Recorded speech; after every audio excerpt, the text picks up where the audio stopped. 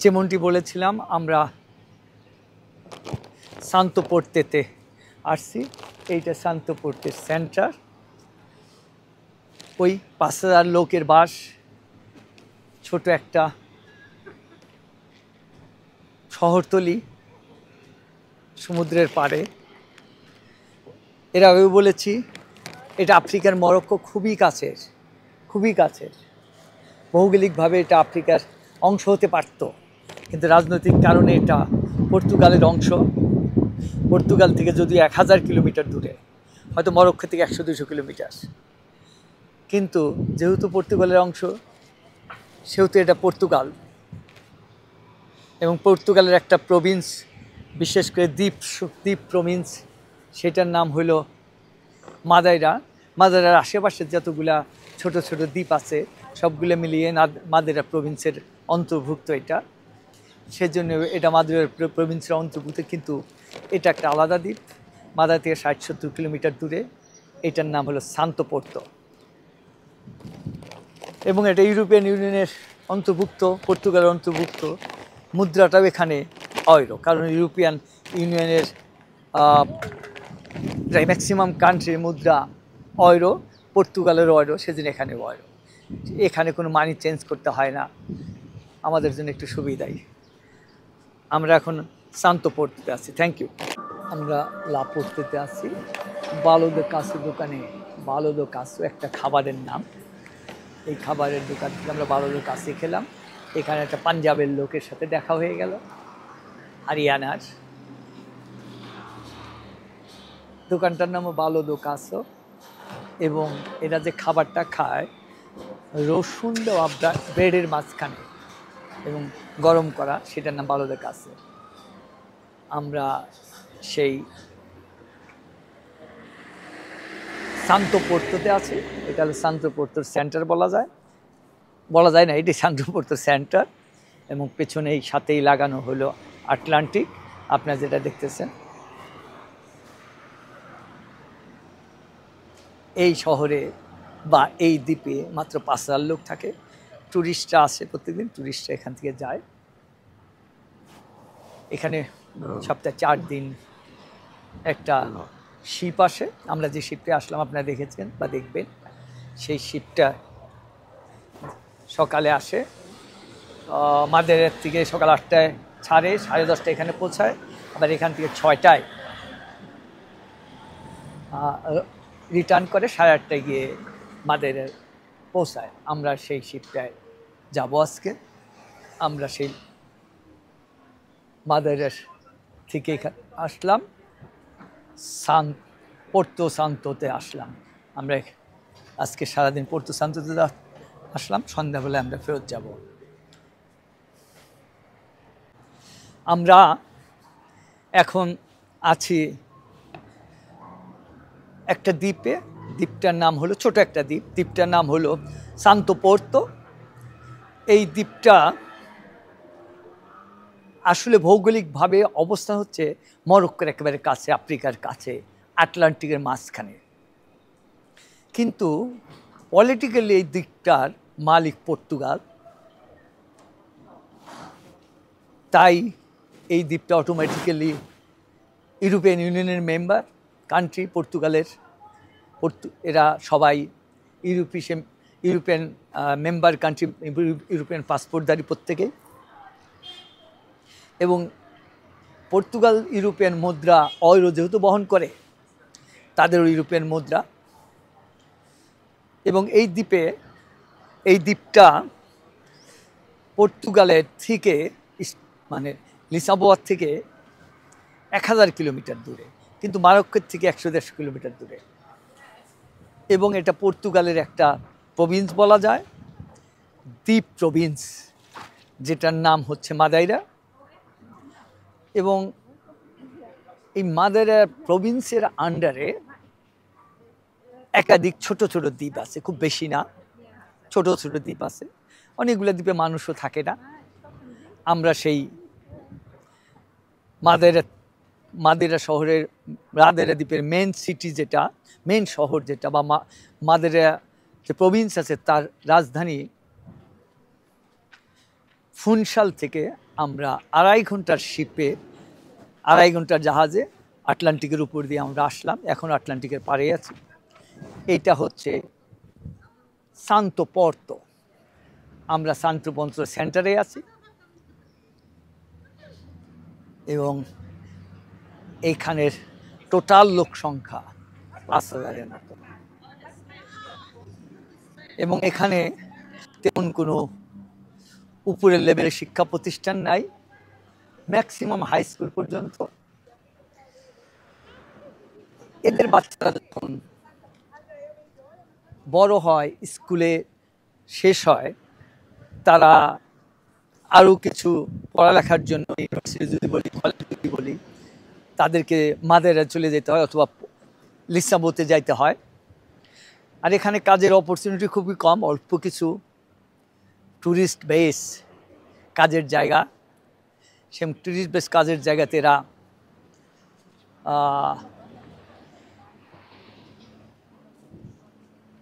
কাজ করে, সেজন্য এদেরকে বাইরে চলে যেতে হয়। আমরা এখন এই আটলান্টিকের সমুদ্রের পাড়ে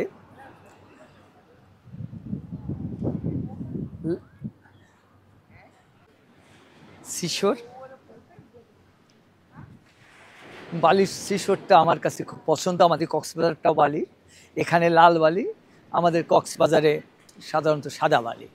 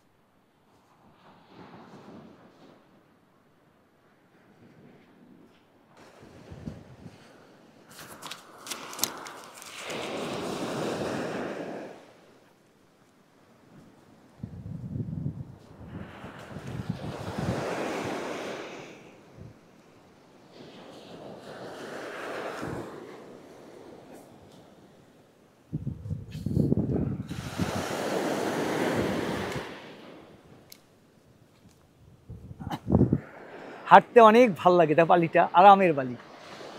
গোসল করতে পারবো না, কিন্তু একটু দুজনে মাটিটা খালি পায়ে হাঁটি।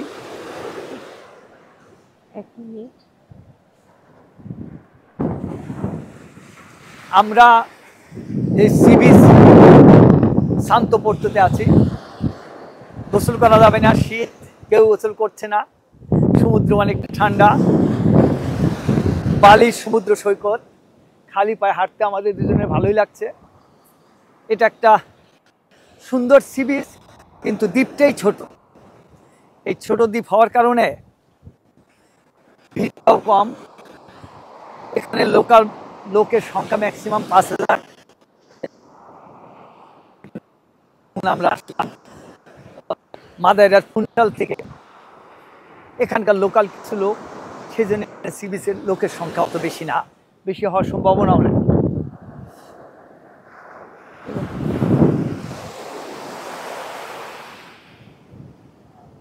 তবে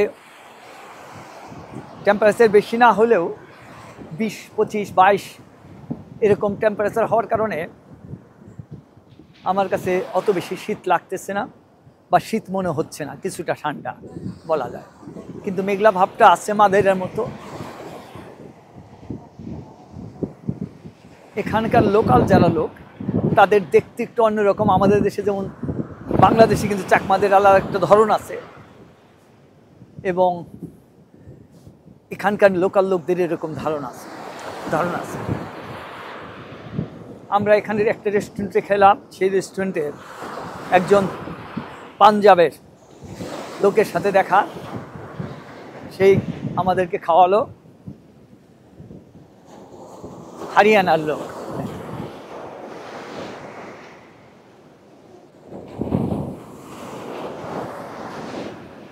এখন সমুদ্রটা একটু আগের তুলনায় গর্জন করছে।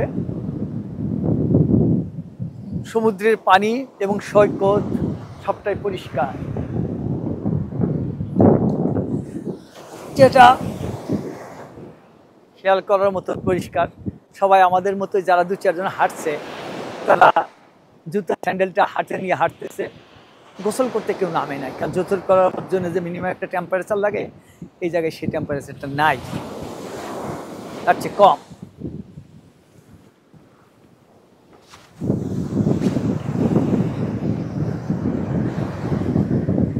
তুমি পানিতে পা ভিজালা? ভিজে গেল। ভালো তো, আবার আবার আবার এখনই আসবে, এখনই আসবে। এত জোরে ঢেউ যে দূরে সরেও কুলান যায় না। সুবহানাল্লাহ, একদম ভিজাই দিয়ে গেছে। আল্লাহর কাছে হাজার শুকরিয়া।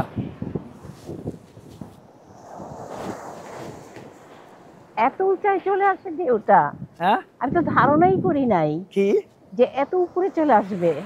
হ্যাঁ, জুতাটা হাত দিয়ে যদি না ধরতাম। হ্যাঁ, জুতা ভাষায় নিয়ে যেত। হ্যাঁ, এই যে এখানে এটা অবশ্য সবসময় যে আসলে আসতে বোঝা তা না। মুশকিল কোন হ্যাঁ। ঢেউটা যে উপর পর্যন্ত আসবে। হ্যাঁ, এই যে এই পর্যন্ত ঢেউটা আসে, এখান থেকে অনেক দূর না, বালুর সবসময় চর, বলা যাবে না। অনেক দূর বালুর চর, কিন্তু তারপরেও কিছু কিছু ঢেউ এত দূর আসে, সবগুলা না। আটলান্টিক মহাসাগরের তীর থেকে সবাইকে আবারও শুভেচ্ছা। অনেক দূর পর্যন্ত বালুচরে চলে আসছে ঢেউটা, আটলান্টিক মহাসাগর বলে কথা। এবং এখন কি জোয়ারের সময়? এখন তো নিশ্চয়ই জোয়ারের সময়। হ্যাঁ, দেখে তো মনে হয় এখন জোয়ারেরই সময়। হ্যাঁ, এত উপরে যখন আসছে, হ্যাঁ, জোয়ারের সময় হওয়ার ভাটা কথা হওয়ার মনে কথা না, কারণ দেখে বোঝা যাচ্ছে যে যে বালিগুলো ভিজায়ে প্রথমবার যাচ্ছে, পরবর্তী ঢেউটা তার থেকে একটু বেশি দূর আগাচ্ছে। এতেই বোঝা যায় এটা জোয়ারের সময়। হুম, হতে পারে।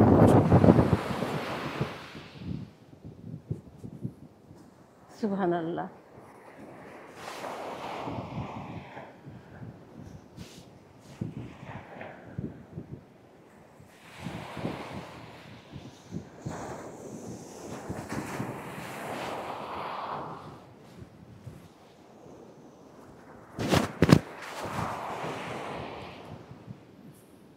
সৌন্দর্য জিনিসটা বেশ আপেক্ষিক।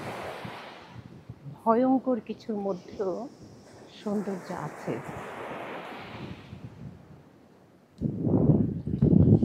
আমার কাছে কি সামনে মনে হয় যেটুকু জানো, দেখা যাচ্ছে, কখনো কখনো এই লেভেল পর্যন্ত পানি চলে আসে হ্যাঁ যখন একটু ঝড় থাকে। হ্যাঁ, জোয়ারের সময়। এটা আমার মনে হয় আবহাওয়ার সাথে সম্পর্কিত, যে চিহ্ন দেখে মনে হয় অনেক দূর পর্যন্ত পানি আসে কখনো কখনো। সেই সময়টা যে এটা কি জলোচ্ছ্বাসের সময়, নাকি এটা অন্য আরো কোনো কারণ আছে, এই সময় আমার ঠিক কিছু মিলছে না, মনে করতে পারছি না। হয়তো বা পরবর্তীতে আবার এই ইকুয়েশনটা মিলে যাবে।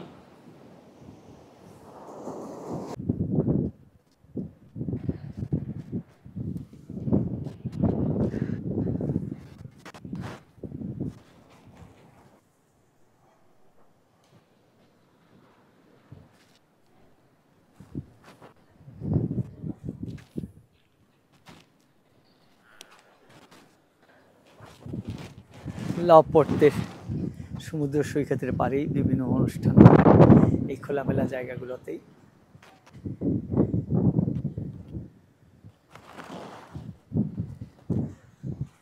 এবং সমুদ্রকে উপভোগ করার জন্যে অনেকেই সমুদ্রের মাছ কিছু দূর পর্যন্ত যেতে পারে, সেই জন্য এরকম একটা রেলিং বা সাঁকোর মতো করা। সেই রেলিং বা সাঁকোর এই জায়গাটায় এখানে একটা লেখা আছে পোর্তো সান্তো। আমরা সেই সমুদ্রের দিকে যাচ্ছি।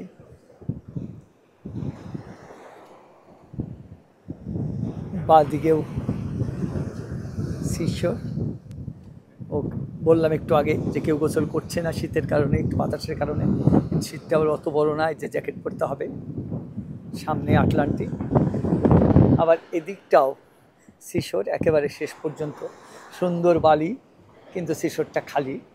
বাতাস আরও মাস দুয়েক পরে, এখন তো মে মাসের মাঝামাঝি বা 20-22 তারিখ, আগামী মাসের থেকেই মাস থেকেই টেম্পারেচারটা বেড়ে যাবে এবং টুরিস্টদের সংখ্যা বেড়ে যাবে।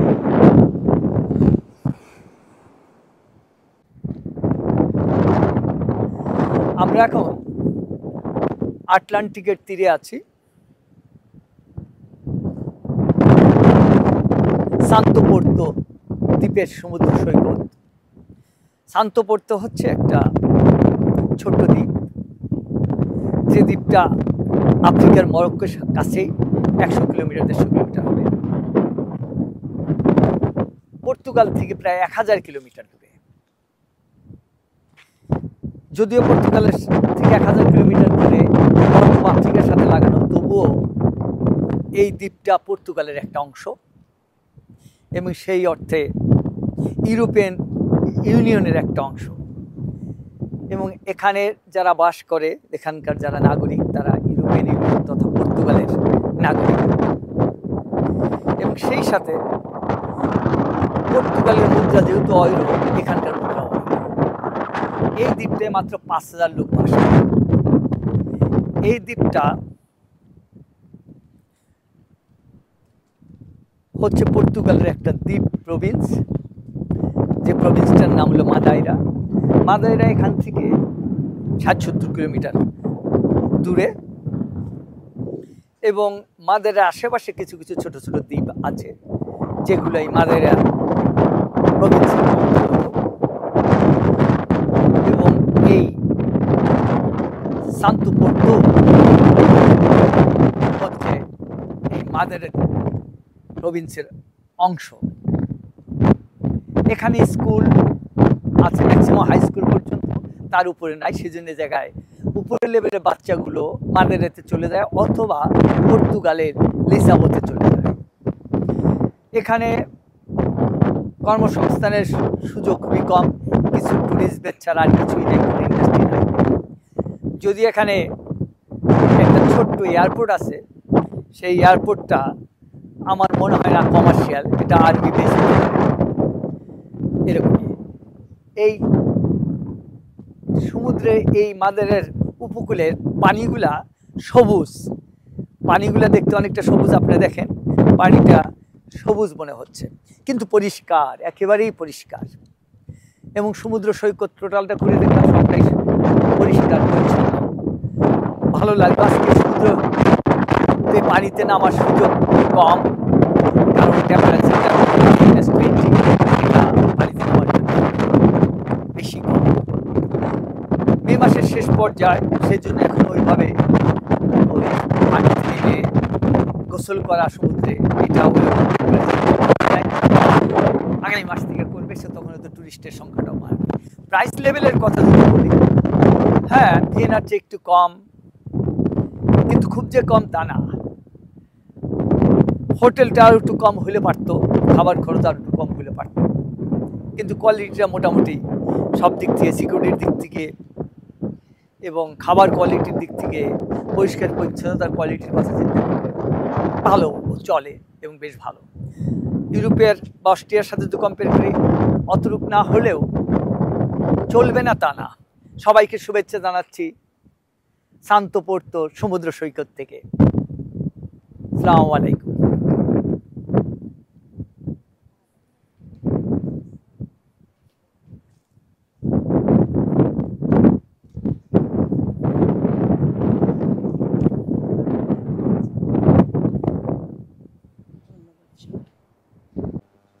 আমরা শান্তপদ্মের ফুলের একটা গার্ডেন বলা হয়, হ্যাঁ, বাগান বিলাসের ছবি তুলতেছি এবং এটা একেবারেই সমুদ্র তীরে।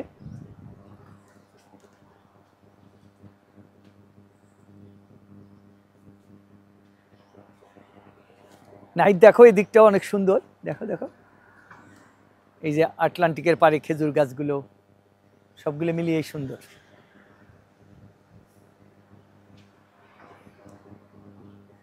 দেখো কি লাল,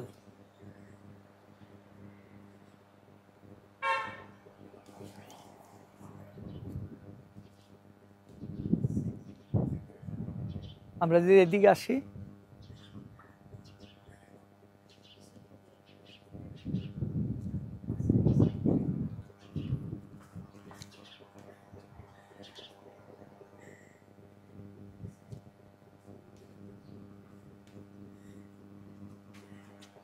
এইটা রাত হাউস কাজ, এদিকে আসো।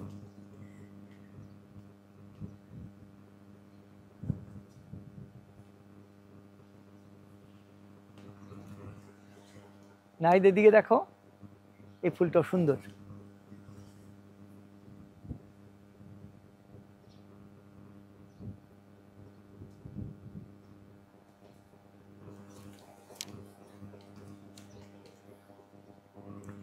এই যে সামনে যে বিল্ডিংটা দেখা যাচ্ছে,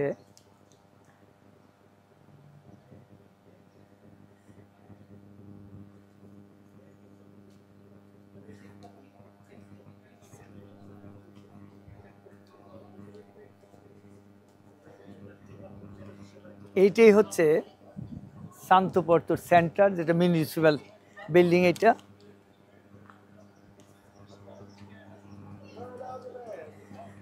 সেন্টার যদি বলা হয়, এটা শান্তপর্তর সেন্টার।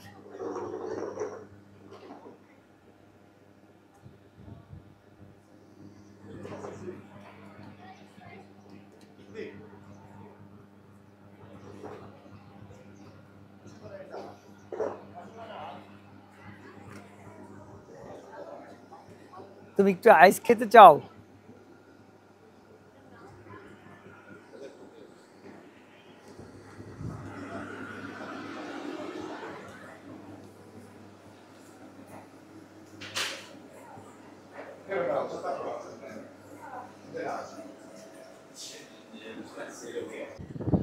শান্তপর্তর